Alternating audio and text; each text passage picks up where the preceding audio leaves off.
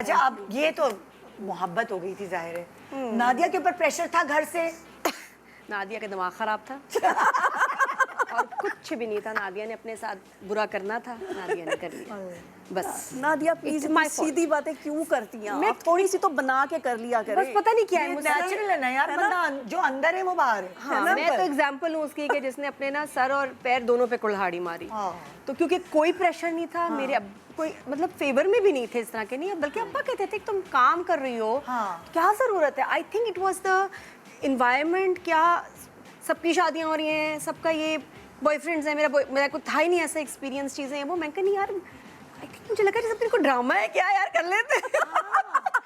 हाँ, और वो एज ऐसी होती और है, कोई कह रहा है बच्चों को कि इतना कि उनको उसको इतनी मोहब्बत होगी, तो इसका ये मतलब नहीं कि आप लोगों की बन जाएगी आपस में, या शादी अच्छी गुजरेगी, या ये वो ना उस वक्त इतना ज़्यादा फ़ोन का रिवाज, ना मिलने का रिवाज। तो I think it was all in my head. एक जिद, एक स्टुपिडिटी थी, क्योंकि मेरा करियर बहुत अच्छा जा रहा था। मैं गोल्फ भी खेल रही हूँ, रेडियो भी कर रही हूँ, ड्रामे भी उस वक्त मुझे जिंदगी में इतनी सारी चीजें मतलब करने को। हाँ, जेदी साहब का एक ड्रामा था जो यूएस में शूट होना था, और इतनी सारी चीज़ें, मैं दुनिया घूम रही थी, बस दिमाग ख़राब। मेरा तो किसी को नहीं, मुझे ही पढ़नी चाहिए गालियाँ भी और जो भी यार, मेरा entirely my fault। देखो डेस्टिनी तो हम लिखवा के आते ना दिया, हमारे हाथ में होती। मुझे लगता है डेस्टिनी से ज़्यादा मेरी अपनी गलत चॉइस, टाइमिंग के लिहाज से, पार्टनर के लिहाज से, हर चीज़ के लिहाज से। माँ बाप को नहीं समझ पाई। मेरी मम्मी को ख्वाब में आया था ये नहीं है तुम्हारे लिए ठीक रिश्ता बेटा, और मेरी माँ ने सर कहा कि मैं ख्वाब में देखती हूँ कि तुम ऐसे खड़ी भी हो, झुक के, डर के।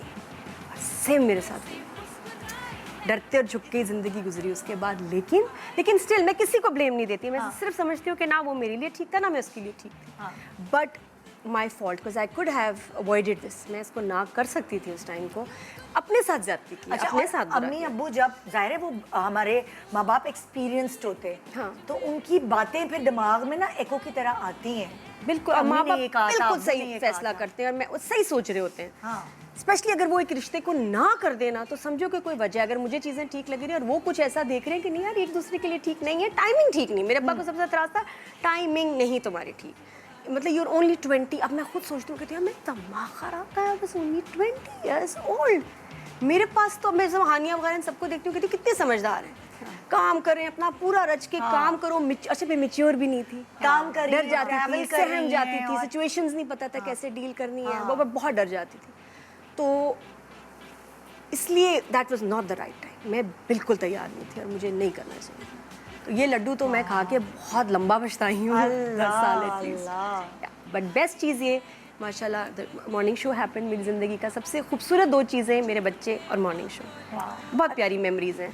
अच्छा निदा, आपने आज वो 2 गेस्ट बुलाए हैं जिनका बिल्कुल कंप्लीटली चेंज एक्सपीरियंस है बिल्कुल शादी के बाद। इनका लड्डू इन्होंने खाया और नहीं, अच्छा नहीं था। मेरा इनका लड्डू जो है ना काफी अरसे तक गले में फंसा रहा, मतलब, और इन्होंने काफी बेयर किया है। कड़वे बादाम भी थे। और मैं जो इनको मतलब इनको विजिट करती थी, तो मैं देखती थी कि कितनी हार्ड वर्किंग, जिसकी लाइफ बहुत ज़्यादा इसने लग्जेरियस खुद बनाई थी, लेकिन बड़ी मेहनत करके, और बेहतर हो सकती थी इसको, और बहुत सारे लोग एक सर्टेन टाइम पर मिल सकते थे जो और लाइफ बेहतर कर सकते थे। लेकिन वही वाली बात है, शायद इंसान को ठोकरें लगती हैं तो ही वो यहाँ नादिया खान बनता है। उसके बाद जॉब करनी पड़ी, तो मुझे समझ आई कि मैं सिर्फ ग्रेजुएट हूँ, और ग्रेजुएट की इस दुनिया में कोई इज्जत ही नहीं। सिंपल ग्रेजुएट जो मैं करना चाहती हूँ, जॉब मिलनी मुश्किल। आप टीचर हैं दुबई में, आपकी एक वेरिफिकेशन भी क्या, आपको एक वो मिलना होती है, पता नहीं क्या उस वक्त तो थोड़ा कम था, वो ग्रेजुएट को मिले ही ना। तो तनख्वाह जहाँ सबको 10,000 मिल रही, मुझे 2,000 दिरहम मिलती थी, क्योंकि I was only a graduate. मेरे नज़दीक तो ये ठीक ठाक मैं ग्रेजुएट हूँ, वहाँ जाके पता चला हमारे आमतौर पे लड़कियाँ ग्रेजुएट होकर शादी कर लेती हैं। ग्रेजुएशन की यही कोई वैल्यू नहीं है बाहर, बहुत कम वैल्यू। आप बता तो दें किसी को, लेकिन आपको जॉब अच्छी सैलरी नहीं मिले, और BA बैचलर ऑफ आर्ट्स। उसके बाद फिर ये सब पता चला ना कि क्या चीज़ लाइफ में इम्पोर्टेंट है, अपने पैरों पे खड़ा होना कितना है। हालांकि आप पहले से खड़ी भी थी, वो यहाँ खड़ी भी थी ना, वहाँ जाके तो गिर गई। अरे भाई ये तो वैल्यू ही नहीं बढ़ाई। मैरिज नहीं थी ना? नहीं, इट वाज पसंद की शादी। लव वाला तो इतना वो मुझे लगता है टाइम बस एक लगता था कि आपको लव हो गया, या आपको हाँ ठीक है, एक जिद, एक बेवकूफ़ी। लेकिन हमारा वाला नहीं था कि इतनी अंडरस्टैंडिंग, मिलना जानना एक साथ काम बहुत ज़रूरी करना होता और वो है। वाली अगर एक दूसरे को जानते होते, वक्त ज़्यादा गुजारते होते, तो आई थिंक मेरा जो टाइम गुजरा है ना, ये मेरे सास से बहुत अच्छी है। बहुत बहुत प्यार किया मैंने, बोला ऐसे हथेली पे रखा हुआ था शुरू में जब मैं गई। उसकी वजह से बहुत हिम्मत हुई, उसकी वजह से गुजार लिया काफ़ी, क्योंकि हम लोग नेचर में बहुत डिफरेंट थे। लेकिन उनको क्रेडिट दूंगी इस बात का कि बहुत बहुत। लेकिन ये आपकी कितनी बड़ी बात है कि आप अपने एक्सपीरियंस शेयर करिए। बहुत सारी बच्चियां आपको देख रही हैं, ठीक है, और बहुत सारी बच्चियां गलत फैसले भी करती हैं, मगर अगर उनको कोई ऐसा समझाने वाला मिल जाए जो उनका कोई अपना नहीं है, क्योंकि उस वक्त उनको अपने भी ना अपने नहीं लग रहे होते, बिल्कुल, तो वो फिर ये एक दफ़ा रुकती हैं, सोचती हैं, समझती हैं कि भाई चलो हम इनके एक्सपीरियंस, हर कोई नहीं शेयर करता, इतना कोई दिलेर नहीं होता कि वो शेयर करे।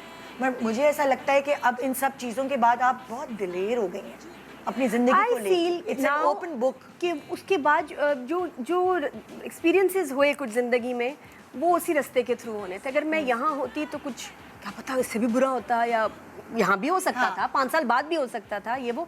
लेकिन वो जो जर्नी थी उसमें कुछ जिन जगहों से गुजरी हूँ, शोई फॉर एग्जांपल, और बहुत सारी चीज़ें, टीचर बनी, पढ़ाया, फाइनेंशियल डिफ़िकल्टी से गुजरी, वो उधर से ही होना, उसी रास्ते से होना था, गुजर के ही आना था। तो आज जो माशाल्लाह अल्लाह की तरफ से मुझे इतनी इज्जत मिली, लोगों का प्यार मिला, वो उसका रास्ता वहीं से था somehow। Wow, okay.